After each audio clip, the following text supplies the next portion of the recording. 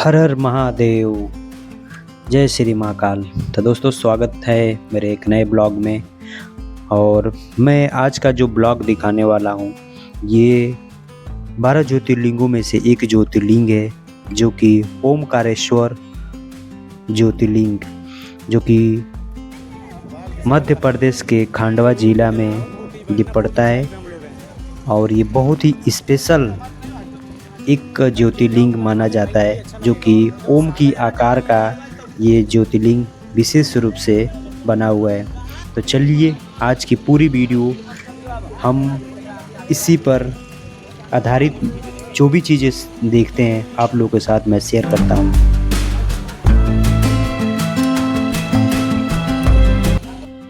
तो दोस्तों हम लोग पूजा वगैरह का सामान ले चुके हैं और चल रहे हैं अब मंदिर, क्योंकि बहुत सारे फ़ोटो जो भी फ़ोटो वगैरह लेना था, बहुत सारी चीज़ें हम लोग ले चुका है।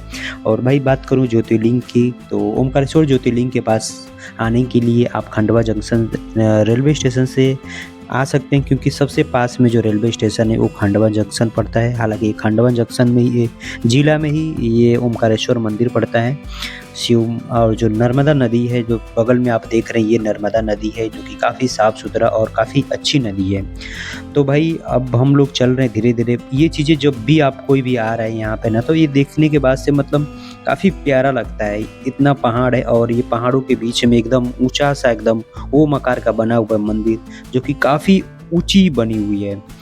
और ये प्राकृतिक का चीज़ है, ये प्रभु शिव जी का कृपा है कि जो अद्भुत जगह ये जो निवास करते हैं। तो फिलहाल हम लोग चल रहे हैं भाई मंदिर का कॉरिडोर जो बना हुआ है, ये कॉरिडोर बना हुआ है मतलब साइड से जाने के लिए कि बस।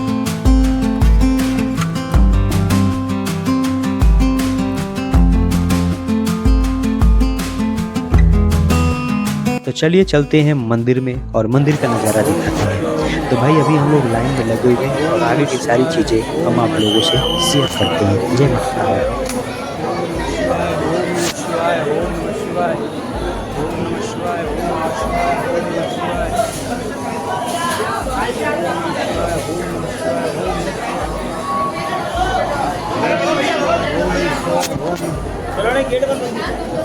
ओम नमः शिवाय, ओम नमः शिवाय,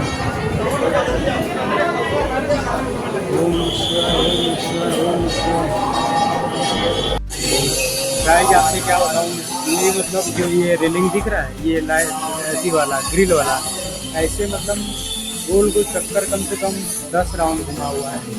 तो इसीलिए उतना वीडियो बनाना संभव नहीं है। और फिलहाल मैं लाइन में लगा हूँ, देखिए इतनी सारी लाइनें लगी हैं, धीरे धीरे लाइन बढ़ रही है, फिर हम आगे जाएंगे। तो दोस्तों फाइनली प्रभु का दर्शन हो गया और काफ़ी अच्छे से दर्शन हुआ। हालांकि ज़्यादा टाइम नहीं लगा था, हम लोग को ऐसा लग रहा था कि बहुत ज़्यादा भीड़ होगा, थोड़ा दर्शन करने में बहुत ज़्यादा टाइम लग जाएगा और कितनी लंबी लाइनें होगी, मतलब बहुत एक्साइटेड थे और जल्दी से जाने के लिए। लेकिन प्रभु की महिमा से हर चीज़ बहुत अच्छे से हो जाता है और बड़ा कुशल मंगल बहुत ही अच्छे से दर्शन हो गया। और दर्शन की बात करूँ तो मुश्किल से 1 से 1.5 घंटे के अंदर में पूरा दर्शन बढ़िया से हो गया।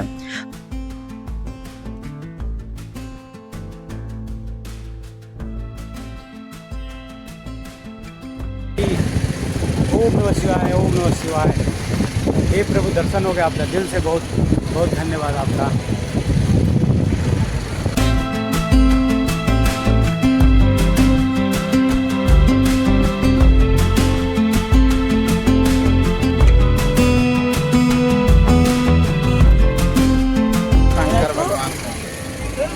टैटू बनवाना था भैया, परमानेंट। हाँ 8-9 हज़ार लगेगा। तो दोस्तों फ़ोटो वगैरह तमाम फ़ोटो वगैरह हम लोग लिए। और एक और मंदिर था जो कि शिव मंदिर था, वो भी छोटा मंदिर था, तो वो दर्शन वगैरह किए। और फिलहाल अब हम लोग चल रहे हैं होटल रेस्टोरेंट ढूंढने और कुछ खाते पीते हैं, फिर हम आप लोग से मिलते हैं और दिखाते भी हैं आप लोगों के साथ कौन सी जगह हम लोग खाए पिए। करने के बाद से हम लोग यहाँ से निकले हैं, अब धीरे धीरे भोजनालय ढूंढ रहे हैं और ये प्रसाद उसाद रख कर भोजन वगैरह करेंगे और बढ़िया भैया। और ये रहा, पता नहीं क्या चीज़ है, ये चीज़ें नहीं पता चल रहा है। ये सामने भोजनालय वगैरह दिख रहा है, तो दोस्तों मैं बात करूं ओमकारेश्वर ज्योतिर्लिंग के ऐतिहासिक कुछ अरे बातों के बारे में, तो रास्ता है ये 12 अंदर है ज्योतिर्लिंगों में रास्ता। से एक ज्योतिर्लिंग है और पौराणिक कथा के अनुसार विंध्य पर्वत ने भगवान शिव की कठोर तपस्या की थी, जिससे प्रसन्न होकर शिव जी बाहर निकल प्रसन्न जाएगा। होकर वहाँ ओमकार के रूप में प्रकट हुए और विंध्य को वरदान दिए।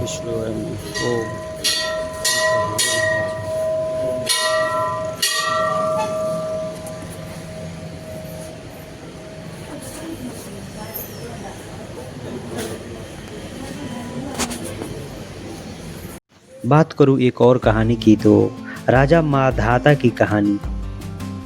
अन्य कथाओं में इक्ष्वाकु वंश के राजा माधाता भगवान राम के पूर्वज का जिक्र है, जिन्होंने इस स्थान पर घोर तपस्या की थी और शिव जी की यह निवास करने का वरदान मांगा था। यही निवास करने का वरदान मांगा। इन्हीं राजा माधाता के नाम पर इस पर्वत का माधाता पर्वत भी कहा जाता है और यह पर्वत नर्मदा नदी के बीच में स्थित है और एक द्वीप पर है, जो कि अत्यधिक पवित्र माना जाता है। इस पर्वत को विंध्य पर्वत पर महादेव के प्रकट होने के बाद देवताओं और ऋषियों ने शिव जी से वहीं निवास करने के लिए प्रार्थना की। उनकी प्रार्थना पर भगवान शिव ने ज्योतिर्लिंग को 2 भागों में विभाजित किया। एक भाग ओमकारेश्वर और दूसरे भाग को ममलेश्वर या ओमकारेश्वर कहा गया।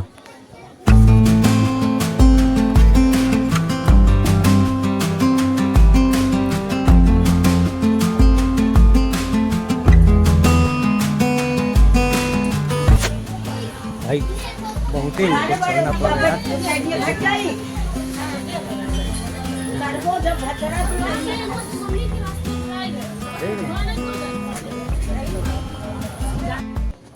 तो दोस्तों धीरे धीरे हम लोग बाहर की तरफ निकल रहे हैं और ये जैसे कि आप एंट्री करेंगे तो ये पड़ेगा पंडाल। तो पंडाल के दोनों साइडों में ये पूजा पाठ का सामान या जो भी पूजा से जुड़ी हुई चीज़ें, ये सारी चीज़ें आप लोग को मिल जाएगा। ये मंदिर के एकदम स्टार्टिंग और जो गेट होता है, गेट के स्टार्टिंग गेट पे ही ये दुकानें, सारी दुकानें मिल जाएगी। जो भी ज़रूरतमंद चीज़ें हो, बहुत सारी चीज़ें थी जो कि आप अपनी यूज के हिसाब से आप ले सकते हैं। यहाँ पर छोटे बच्चों को खेलने के लिए या पूजा पाठ करने के लिए या छोटी मोटी चीज़ें गाड़ियों में एसेसरीज, मतलब छोटा पाठ लगाने के लिए सारी चीज़ें यहाँ पर उपलब्ध है। तो अब हम लोग यहाँ से चल देंगे बाहर निकलकर अपना जो भी पूजा पाठ वाला प्रसाद वगैरह ये अपने रूम में रखेंगे, जो कि हमने आश्रम लिया है उस आश्रम में अपना रखेंगे। और उसके बाद से अब चलेंगे हम लोग बोटिंग करने के लिए। हालांकि पूजा का आप लोग भी कभी भी आ रहा है तो पूजा पाठ करने के बाद से अगर बोटिंग कर रहा है तो बहुत ही अच्छा चीज़ है। और सुबह के समय में आप कभी भी नहाना नदी में, नर्मदा नदी में नहाना ना भूलें, क्योंकि अगर आप ओमकारेश्वर अगर आ रहे हैं तो अगर स्नान करना नर्मदा नदी में भूल गए तो सबसे बड़ी आपकी गलती होगी, जो कि बहुत ही पवित्र माना जाता है, बहुत ही पवित्र माना जाता है। तो दोस्तों हम लोग अब बाहर निकल चुके हैं, कम से कम पूरे 3 घंटे से ज़्यादा हो चुका है। पैर वगैरह पूरा थक गया था और मैं ये चीज़ें सोच रहा था कि कब कहीं जल्दी बैठने के लिए मिल जाता। हालांकि चढ़ाई, सीढ़ी, तमाम चीज़ें था। तो फिलहाल यहाँ पर हम लोग अपना सामान वगैरह जो भी डॉल लिए थे ये चीज़ें रखते हैं और यहाँ से पेमेंट वगैरह करने के बाद से अब हम लोग निकलेंगे बाहर की तरफ।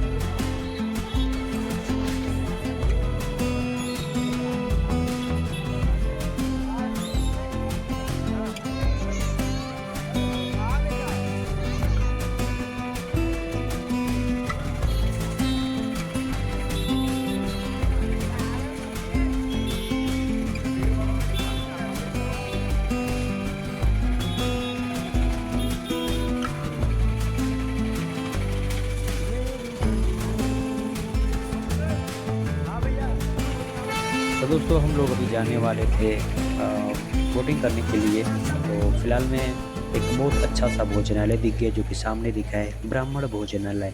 तो क्योंकि सुबह से आदमी खाया नहीं था, रात्रि में जब भी हम लोग खंडवा जंक्शन से गुजरे तब भी कुछ नहीं खाए थे, जो अपना नमकीन वगैरह लिए थे वही गाड़ी वगैरह में खाए थे।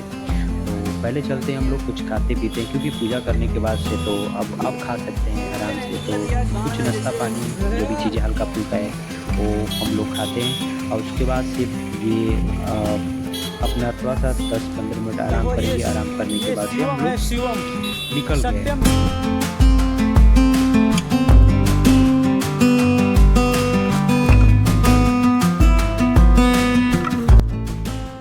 तो भाई अब हम लोग चल रहे हैं रेस्टोरेंट में खाने के लिए, और क्योंकि पास आ चुके हैं रेस्टोरेंट के तो चलते हैं, खाने के बाद मिलते हैं आप लोगों से।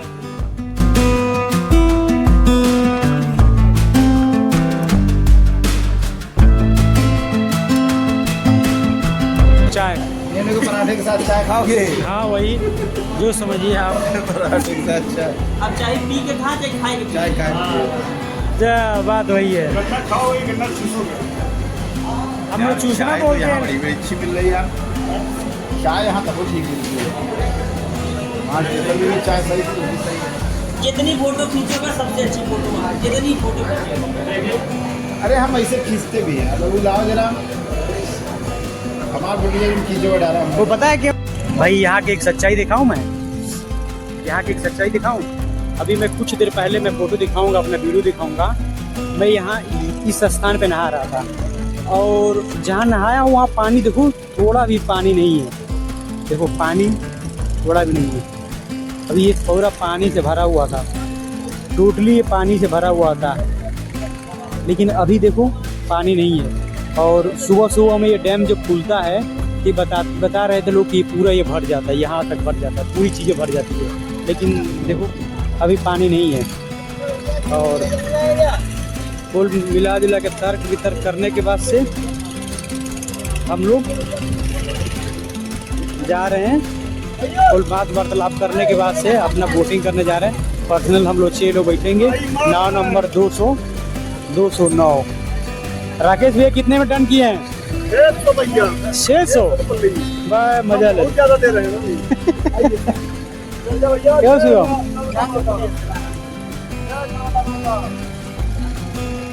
और ये नाव का वो हो गया, डन हो गया। देखो हम लोग वहाँ पे जा रहे हैं बैठने गंगे माता की नाव पर, और देखो पानी अभी चल रहा है।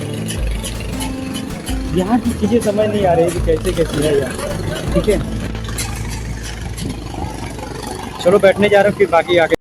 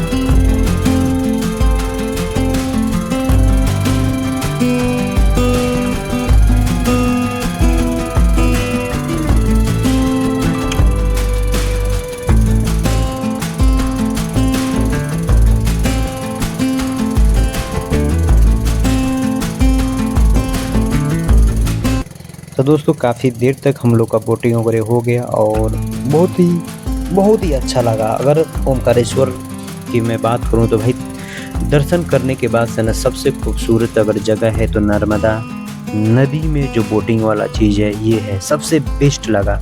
तो अब यहाँ से हम लोग दोस्तों अब बाहर निकलेंगे। अब बाहर निकल के अपनी इनोवा से जो कि हमने रिजर्व किया है महाकालेश्वर के लिए, तो महाकालेश्वर चलते हैं और आप लोगों को महाकालेश्वर वाली भी पार्ट दिखाते हैं। कॉरिडोर घूमेंगे, वो सारी चीज़ें महाकालेश्वर का दिखाएंगे।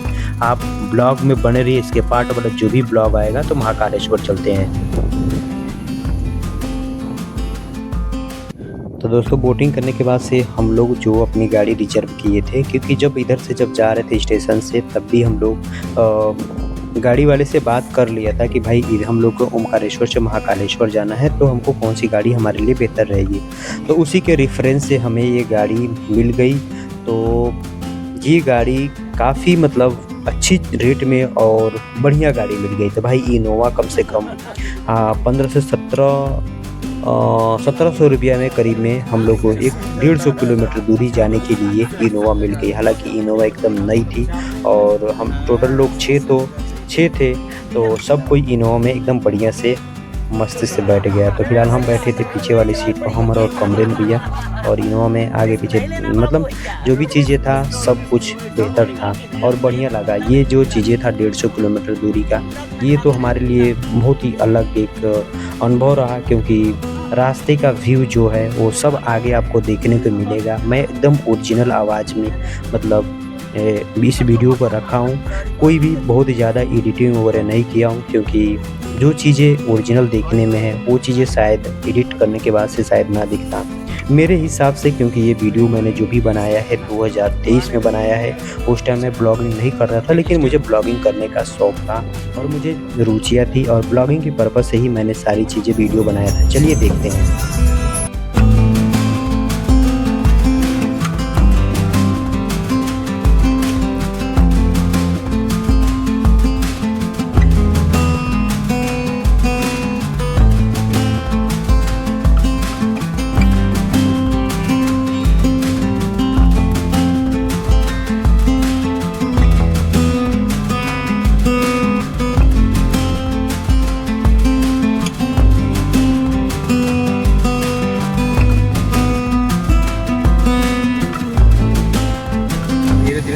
हाँ,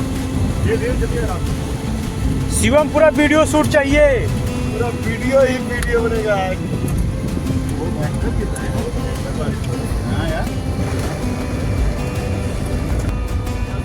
ये पूरा वीडियो मिलेगा, बारिश का पूरा वीडियो मिलेगा आपको।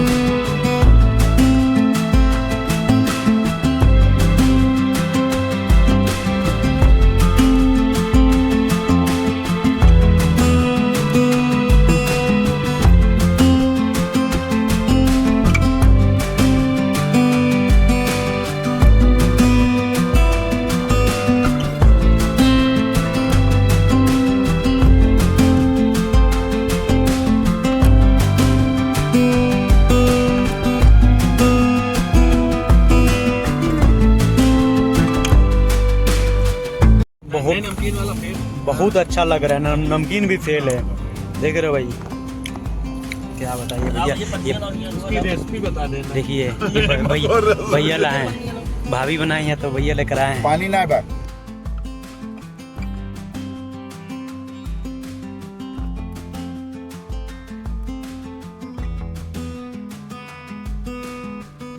तो दोस्तों पूरे 2 घंटे चलने के बाद से हम लोग आ चुके थे जयपुर, और जयपुर में एक होटल दिखा जो कि इस गाड़ी वाले भाई को ही पता था। भाई इस होटल की मैं बात करूँ, मैं खाने के बाद से मैं ये वीडियो तो बना रहा हूँ बाद में ही। कंचन होटल रेस्टोरेंट ढाबा है कंचन नाम से। अगर आप कभी भी ओमकारेश्वर से महाकालेश्वर के तरफ जा रहे हैं तो आप इसी ढाबे पर खाइए। मैं खाने की बात करूँ तो मैं 3 से 4 दिन तक रहा पूरा ट्रिप में, मतलब लेकिन इतना बढ़िया खाना कहीं नहीं मिला पूरे ओमकारेश्वर में और महाकालेश्वर में, दोनों जगह कहीं नहीं मिला। तो भाई खाना यहाँ पर एकदम जेन्युइन प्राइस में, मतलब बहुत महंगा भी नहीं है। हम लोग पूरे 6 लोग हल्का फुल्का मतलब खाए थे, लेकिन पूरे 600 रुपये में हम लोग खा चुके। तो फिलहाल यहाँ से चलते हैं और ओमकारेश्वर मिलते हैं आप लोगों से। लेकिन अपना है कौन सा खिचड़ी, मटर खिचड़ी। हम लोग वही खिचड़ी खाएंगे। मैं फूट लेने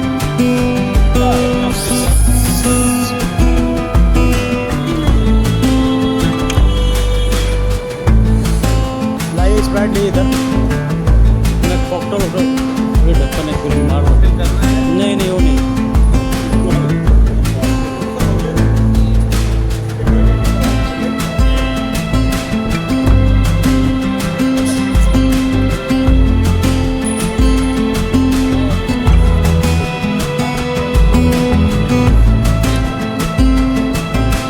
कितने बजे खाना खा रहे हैं हम लोग? 4 बजे इंदौर में। देखो जी,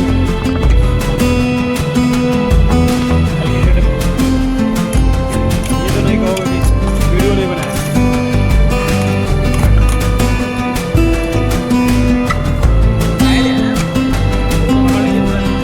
मीठा में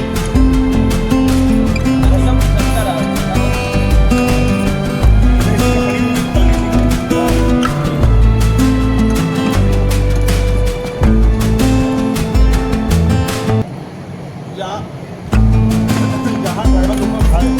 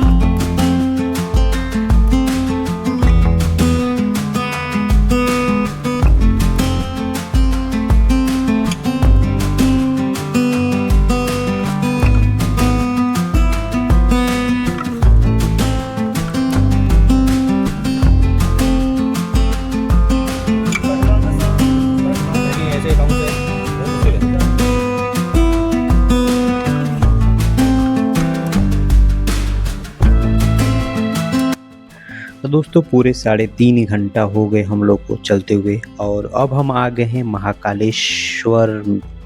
तो ओम जय श्री महाकाल।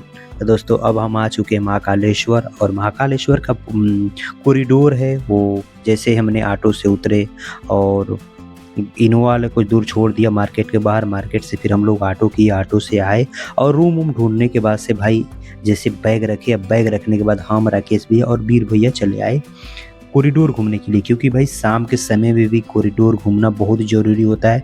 तो हम लोग सोचे कि भाई शाम को ही कॉरिडोर घूम लेते हैं, फिर कल दर्शन करेंगे महाकाल का, उसके बाद से फिर हम लोग घूमेंगे